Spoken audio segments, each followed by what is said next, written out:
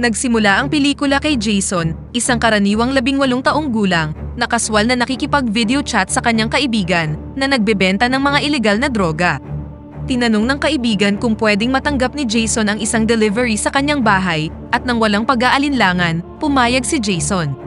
Samantala, ipinakilala sa atin ang ama ni Jason na si John Matthews, isang dedikadong may-ari ng isang construction company. Matapos ang mahabang araw sa trabaho, napansin niya ang isa sa kanyang mga empleyado na si Daniel, na nahihirapang ikarga ang mga sako ng semento sa isang sasakyan. Sa kabila ng kanyang pagod, lumapit si John at inialok ang kanyang tulong, dahilan para makuha niya ang respeto ni Daniel. Samantala sa bahay ni Jason, dumating si Manong Shopee dala ang isang package. Agad itong binuksan ni Jason at nakita ang isang kamera at isang bag ng mga droga sa loob. Dito na-realize ni Jason na nahulog siya sa bitag ng mga pulis nang mapansin ang kamera. Sa sobrang takot, agad na tumakbo si Jason upang makatakas, ngunit madali siyang naabutan ng mga pulis at kalaunan ay nahuli siya. Samantala, nasa isang social gathering si John nang makatanggap siya ng nakakabagabag na mensahe mula sa dating asawa na si Sylvie Collins. Ipinaalam niya kay John na ang kanilang anak na si Jason ay naaresto dahil sa drug trafficking.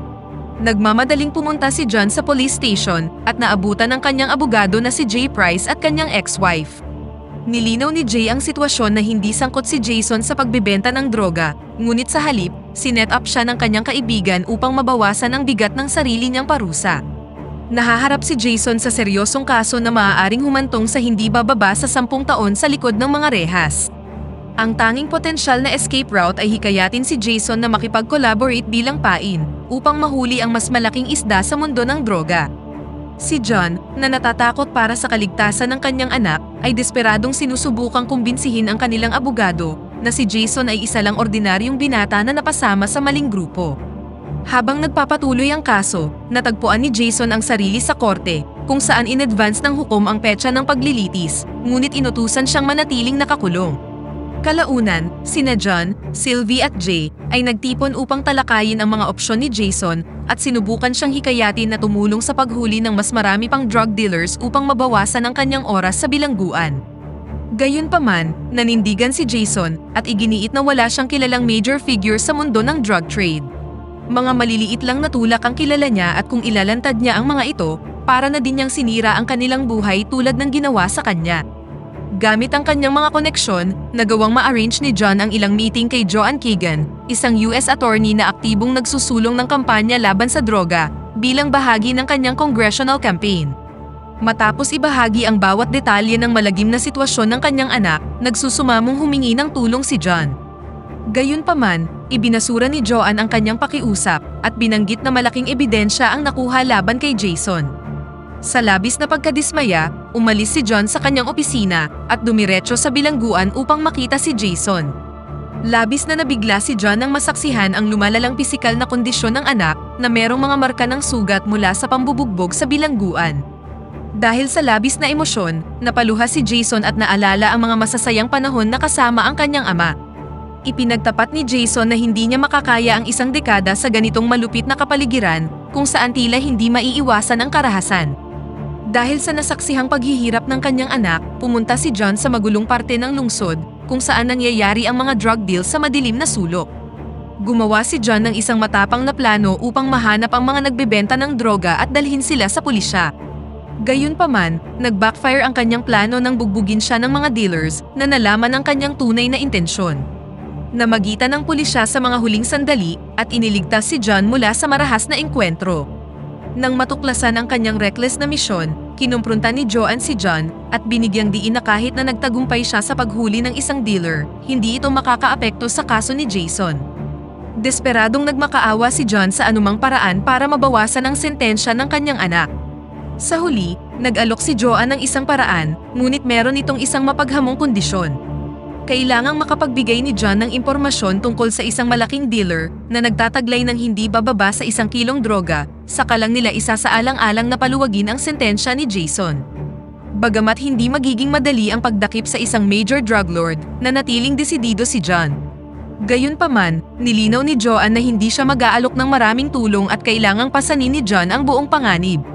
Habang sinusuri ni John ang mga file ng kanyang staff, umaasang makakahanap ng potensyal na lead, nakita niya ang file ni Daniel James, isang lalaking may history sa paggamit ng droga at 2 beses nang nakulong. Kasalukuyang nagsusumikap si Daniel na lumayo sa anumang gulo habang inaalagaan ang kanyang asawa at anak na lalaki at naglalayong makaiwas sa pangatlong offense. Nang makita ni John si Daniel na tinatapos ang kanyang trabaho para sa araw na yun, inalok niya itong sumabay na sa kanya pauwi. Gayunpaman, nag-detour sila patungo sa isang coffee shop kung saan ibinahagi ni John ang isang maselang paksa at gumawa ng isang gawa-gawang kwento tungkol sa pagnanais na makapasok sa kalakaran ng droga. Hiniling ni John kay Daniel na ikonekta siya sa isang major dealer upang makapasok sa kanilang grupo. Nagulat si Daniel sa hindi inaasahang proposal dahil nakikita niya si John bilang isang matapat at masipag na individual. Dahil determinado si Daniel na ilayo ang sarili sa mundo ng droga, mahigpit siyang tumanggi na tulungan si John at binigyang diin na ayaw na niyang bumalik sa bilangguan. Pinalaki ni John ang sitwasyon at inalok si Daniel ng $5,000 kapalit ng pagpapakilala sa kanya sa isang makapangyarihang tao sa kalakaran ng droga. Gayunpaman, nanindigan si Daniel sa kanyang desisyon at muling tinanggihan si John. Binigyang diin ni John na introduction pa lamang ito at itinaas ang kanyang offer sa $20,000. Plano na sanang umalis ni Daniel, ngunit nagbago ang kanyang isip ng isaalang-alang na kailangan niyang magbigay ng mas ligtas na kapaligiran para sa kanyang anak, hindi alam na isang informant ang kanyang tinutulungan. Dahil sa pagnanais na mabigyan ng mas magandang buhay ang kanyang anak, pumayag na si Daniel. Bilang tagapamagitan, ikinonekta ni Daniel si John kay Malik, isang notorious na local drug lord. Iniharap ni John ang kanyang offer kung saan ipinaalam niyang meron siyang maraming freight trucks na maaaring maghatid ng mga kargamento nang hindi nakakaakit ng anumang hinala. Sumang-ayon si Malik sa kondisyon na kapwa lalahok sina John at Daniel sa pagmamaneho sa gagawing initial run. Habang naghahanda para sa operasyon, si John at Agent Cooper ay nag-install ng wiretaps sa paglalayong makakuha ng ebidensya laban sa mga ilegal na transaksyon. Habang tinatahak ni John at Daniel ang daan patungo sa El Paso, huminto sila sa isang hindi kapansin-pansing junkyard na nabunyag na kanilang meet-up place. Gayunpaman, siniyasat ang kanilang smuggling strategy at tinanong kung paano nila mailulusot ang droga. Ibinunyag ni John na plano niyang itago ang mga droga sa loob ng mga sako ng semento. Ngunit biglang nagbago ang matahimik na setting ng junkyard nang naglunsad ng ambush ang karibal na gang. Nagsimulang magliparan ang mga bala, dahilan para mapilitang magtago sina John at Daniel. Sa gitna ng kaguluhan, nakita nila ang isang potensyal na daan para makatakas at nang walang pag-aalinlangan, agad silang sumakay ng truck. Agad na tinapakan ni John ang accelerator at desperadong minaniobra palayo ang truck mula sa mapanganib na sitwasyon. Sa kabila ng kaguluhan, nakatakas sina John at Daniel sakay ng kanilang truck na kargado ng kontrabando. Samantala, habang sumisikat ang pangalan ni John sa loob ng kartel, nakuha niya ang interes ni Juan Carlos Pintera, isang malaking isda sa mundo ng drug trade. Humanga si Malik sa katapangan at malupit na pagtakas ni John, dahilan para makuha niya ang lumalaking paggalang ng kartel. Kalaunan ng gabing yun, bumalik sina John at Daniel sa pabrika ni John dala ang mga kontrabando. Sa pagtatangkang maiwasan ang anumang paghihinala, nagpalit ng sasakyan sina John at Daniel. Ipinaalam ni John na kailangan niya ng maikling sandali sa opisina at sinabing gagamit siya ng banyo.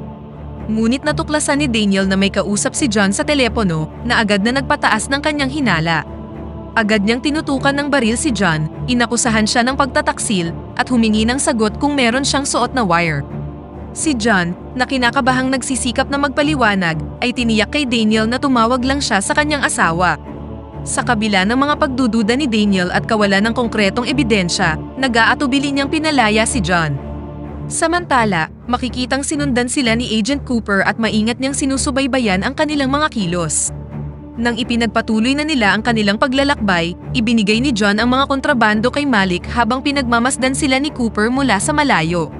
Sa panahon ng palitan, binanggit ni Malik ang paparating na meeting sa isang maimpluwensyang figura ng kartel na nagpapakita ng pagkakataon para sa isang mas malaking drug bust. Nang maramdaman ang potensyal para sa mas malaking huli, nagpasya si Cooper na wag munang arestuhin si Malik.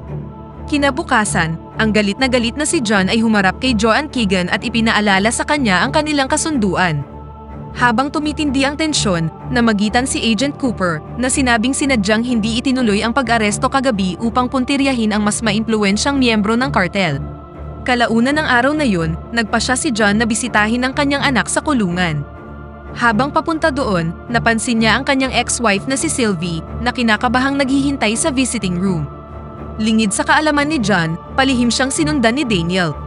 Ipinaalam ni Sylvie kay John na hindi nila makikita si Jason nang hindi bababa sa 2 araw. Ibinunyag niyang nasa infirmary si Jason kung saan nakatanggap siya ng 36 na tahi. Paglabas mula sa kulungan, ang galit na si Daniel ay kinumprunta si John at hiniling na malaman kung sino talaga siya. Sa harap ng matinding galit ni Daniel, isiniwalat na ni John ang katotohanan. Labis itong ikinabahala ni Daniel at binalaan si John sa malupit na kahihinatnan kapag natuklasan ng kartel ang ginawa nilang pagtataksil kung saan hindi sila magdadalawang isip na patayin ang kanilang pamilya. Pagbalik sa bahay, nakita ni John na balisa ang kanyang asawa, habang si Malik, na nakahiga sa tabi ng swimming pool, ay agad na ipinaalala kay John ang tungkol sa paparating na meeting.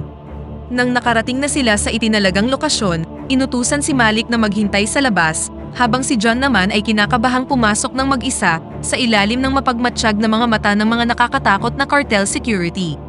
Nang kaharap na ni John si Juan Carlos Pintera, tila isang masamang aura ang bumalot sa silid.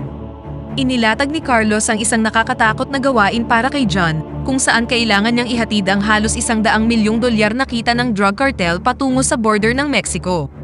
Gamit ang mapanganib na impormasyong ito, mabilis na ipinaalam ni John kina Keegan at Cooper ang tungkol sa plano.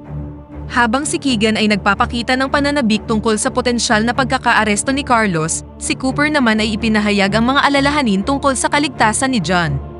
Naniniwala siya na papatayin ng kartel si John sa sandaling makumpleto niya ang gawain. Sa kabila ng mga pag-aalala ni Cooper, iginiit ni John na itutuloy niya ang misyon, kapalit ang kondisyong agad na papalayain si Jason pagkatapos makumpleto ang gawain. Kahit na nag-aalangan noong una si Joanne, pumayag din siya sa kondisyon ni John. Kalaunan, nakipagkita si John kay Daniel sa kanyang tahanan at ipinahayag ang bigat ng kanilang sitwasyon. Gumawa sila ng mapangahas na plano para makawala sa mapang-aping gobyerno at mahigpit na pagkakahawak ng kartel. Nang sisimulan na ni John ang misyon, nagsagawa siya ng isang tusong maniobra kung saan lumipat siya ng ibang truck upang maiwasan ang pagsubaybay ni Cooper. Pagdating sa lokasyon kung saan kukunin ang pera at matapos itong mailagay sa truck, ilang sasakyan ng kartel ang nag-escort sa kanya patungo sa border. Samantala, nagsagawa si Daniel ng sarili niyang mapanganib na pagtatangka kung saan pinasok niya ang bahay ni Malik, nakibahagi sa isang komprontasyon at pinabagsak ang kanyang mga bantay sa gitna ng kasunod na barilan. Si Malik, na malubhang nasugatan at malapit ng mamatay, ay nagbigay ng mahalagang impormasyon kay Daniel, ang cellphone number ni Carlos. Ang pahayag na ito ay may potensyal na baguhin ang kanilang mga kalagayan. Determinado si John na baguhin ang takbo ng mga pangyayari, kaya tinawagan niya si Cooper at hinimok siyang i-track ang telepono ni Carlos gamit ang numerong nakuha kay Malik. Sa hakbang na ito, epektibong pinangasiwaan ni John ang kingpin ng kartel at ang malaking drug haul. Gayunpaman, si Jason, ang anak ni John, ay nalantad bilang isang informant ng kartel at lihim na nakakulong. Nang mabunyag ang totoo, tumaas ang tensyon at sumiklab ang isang matinding habulan sa gitna ng highway. Mahigpit na hinawakan ni John ang kanyang shotgun at nakipagpalitan ng putok sa kartel. Kahit na tinamaan ng bala sa binti, lumaban si John kahit na namimilipit siya sa sakit. Sa isang desperadong hakbang, nagawa niyang i-disable ang sasakyan ng isa pang attacker at pinatalsik ito sa highway, habang minamaneho ang kanyang truck sa mapanganib na sitwasyon. Samantala, malapit na si Cooper kay Carlos at sinalakay na din ng DEA ang bahay ng kingpin, only to find na wala na siya doon. Nabunyag na papalayo na si Carlos sakay ng kanyang sasakyan upang maiwasang maaresto. Mabilis na sinuri ni Cooper ang isang dumaraang sasakyan sa paghihinalang tinatangkang tumakas ni Carlos. Agad silang kumilos, kung saan si Cooper at ang kanyang team ay agad na pinalibutan at hinarangan ang sasakyan ni Carlos. Matapos ang nakakanerbiyos na sandali, sumuko na ang kingpin nang ma-realize na wala ng kabuluhan ang paglaban, lalo na't kasama niya ang kanyang anak na lalaki. Samantala, si John ay patuloy na tinutugis ng miyembro ng kartel habang sila ay muling nag-engage sa highway. Kahit na nagtagumpay silang pasabugin ang mga gulong ni John, tumanggi siyang sumuko. Nang tangkain siyang barilin ng pangalawang attacker, gumanti si John at ibinangga ang kanyang truck sa sasakyan ng kartel na nagdulot ng isang matinding pagsabog. Gayunpaman, humantong ang komprontasyon sa pagkawala ng kontrol ni John na naging dahilan upang bumaliktad ang kanyang truck. Habang sugatan at hindi makakilos, inihanda ni John ang sarili para sa masamang mangyayari at sinubukang i-reload ang kanyang baril. Ngunit isang alon ng kaginhawaan ang bumalot sa kanya nang makita ang isang papalapit na figura, ang pagdating ng isang DEA agent upang mag-alok ng tulong. Bago matapos ang araw, nakalaya na si Jason mula sa kulungan. Agad siyang inilagay sa Witness Protection Program kasama ang pamilya ni John na nagbigay ng kaginhawaan sa buong pamilya. Samantala, tinanggihan ni Daniel ang alok ng witness protection at sa halip ay mas pinili niyang magtago kasama ang kanyang pamilya sa sarili niyang kondisyon at bilang pasasalamat ni John, ibinigay niya kay Daniel ang lahat na reward sa pagkakahuli kay Carlos na aabot sa $200,000 na magagamit niya para makapagsimula ng bagong buhay kasama ang kanyang pamilya. Pakipindot naman ang like button kung nagustuhan mo ang pelikula at kung hindi naman, pindutin mo ng 2 beses ang dislike button para lang makasiguro.